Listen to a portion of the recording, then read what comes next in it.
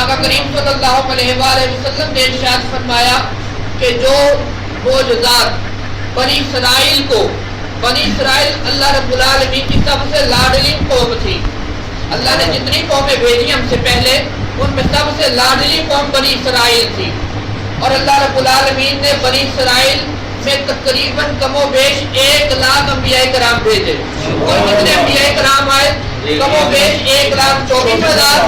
ان میں سے تقریباً 1,00,000 صرف بنی اسرائیل میں آئے. یعنی 24,000 باقی قوموں کی طرف، باقی امتوں کی طرف آئے. لیکن بنی اسرائیل سے اللہ کو اتنی محبت تھی اور وہ اتنے ہی زیادہ غفلت والے تھے. اللہ رب العالمین پے در پہ ان کی ہدایت اور رہنمائی کے لیے انبیاء کرام علیہ السلام کا سلسلہ چلائے رکھا.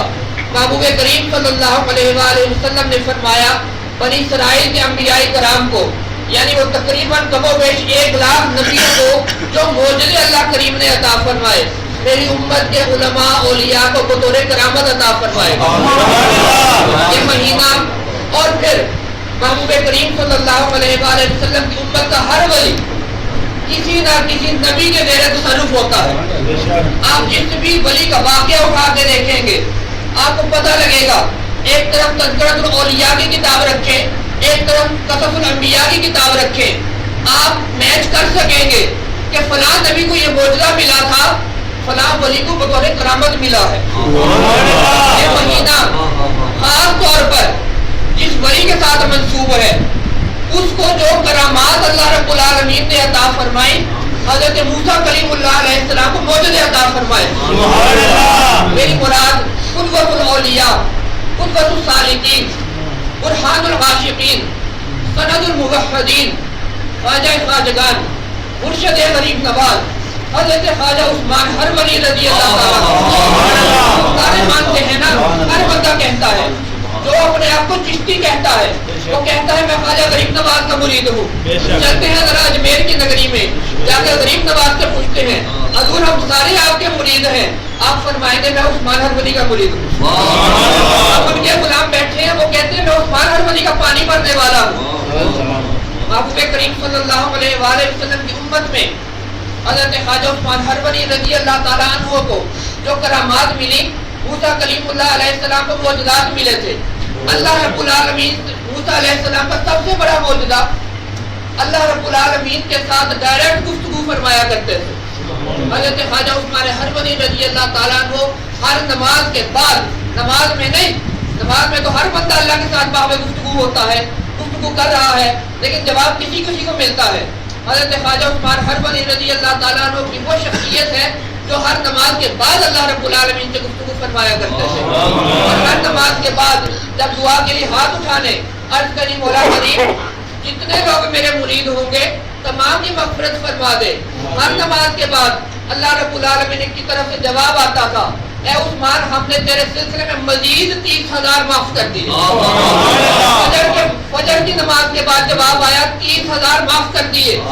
پھر ظہر کی نماز کے بعد جواب آیا مزید 30,000 معاف کر دیے. عصر کی نماز کے بعد جواب آیا مزید 30,000 معاف کر دیے. مغرب کے بعد پھر مزید 30,000. عشاء کی نماز کے بعد پھر مزید 30,000. کتنا کریم مرشد ہے جو ایک دن میں 5 نمازیں پڑھتا ہے اور 5 نمازیں پڑھنے کے بعد اپنے سلسلے کے 1.5 لاکھ مریدوں کو ایک دن میں معاف کروا لیتا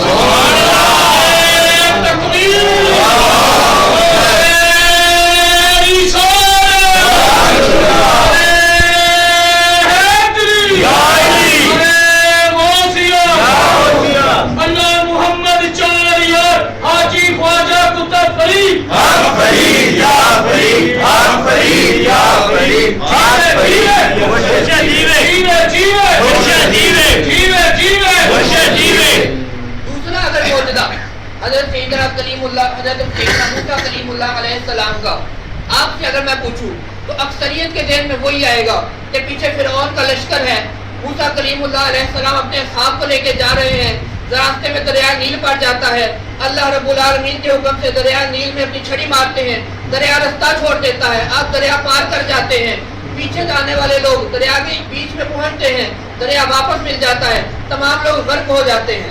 دریا نے راستہ دے دیا موسیٰ کلیم اللہ علیہ السلام کو. انیس الارواح میں میں نے پڑھا حضرت خواجہ غریب نواز رضی اللہ تعالیٰ عنہ ارشاد فرماتے ہیں میں اپنے مرشد کریم کے ساتھ انیس الارواح خود خواجہ غریب النواز رحمۃ اللہ تعالی علیہ کی تصنیف ہے. آپ نے اپنے ہاتھوں سے وہ کتاب تحریر فرمائی ہے. آپ نے پیر و مرشد کے جو ملفوظات جو مجالس آپ اٹینڈ کیا کرتے تھے, جن میں حاضری دیا کرتے تھے, وہ جو معاملات اپنے پیر و مرشد کے دیکھتے تھے, آپ نے انیس الارواح کے 2 حصے ہیں, وہ دونوں آپ نے اپنے پیر و مرشد کے اوپر لکھے ہوئے ہیں. اپنے پیر و مرشد کی گفتگو تحریر فرمائی ہے کہ میرے حضرت نے یہ فرمایا, میرے حضرت نے یہ فرمایا, میرے حضرت نے یہ فرمایا. اچھا, بڑی مزیدار بات ہے. شروع کہاں سے کرتے ہیں؟ خواجہ غریب نواز رحمۃ اللہ تعالی علیہ ہر مجلس کی ابتدا ایسے کرتے ہیں, میں حاضر ہوا آ کر زمین بوسی کی. اور آگے کہاں پہ کرتے ہیں؟ میں جانے لگا جاتے ہوئے زمین بوسی کی. حاضر ہوتے ہوئے بھی زمین کو بوسا دیا جا رہا ہے. کیوں؟ اس مکان کی نسبت مرشد غریب نواز کے ساتھ ہے, ابتدا کی نسبت خواجہ عثمان ہروری رضی اللہ تعالیٰ عنہ کے ساتھ ہے. آپ فرماتے ہیں کہ میں اپنے پیر و مرشد کے ساتھ حج کے سفر کے لیے چل پڑا. بغل میں بستہ دبایا ہوا پیر و مرشد کا, سر پہ چولہا اٹھایا ہوا, چولہے کے اوپر ایک صندوقچہ رکھا ہوا. پیر و مرشد کے ساتھ حج کی ادائیگی کے لیے جا رہا. راستے میں سمندر پڑ گیا. میں نے غریب نواز نے پیر و مرشد سے عرض کی, حضور سمندر پڑ گیا, کسی بیڑے کا انتظام کروں؟ آپ رضی اللہ تعالیٰ عنہ نے ارشاد فرمایا, ہم اللہ کی طرف توکل کرنے والے ہیں, ہم اللہ کے علاوہ غیر کی طرف نہیں دیکھتے, اللہ کے علاوہ کسی اور کی طرف نظر نہیں فرماتے. تم اس طرح کرو, اپنی آنکھیں بند کر کے کھڑے ہو جاؤ. خواجہ غریب نواز رحمۃ اللہ علیہ ارشاد فرماتے ہیں, میں آنکھیں بند کر کے کھڑا ہو گیا.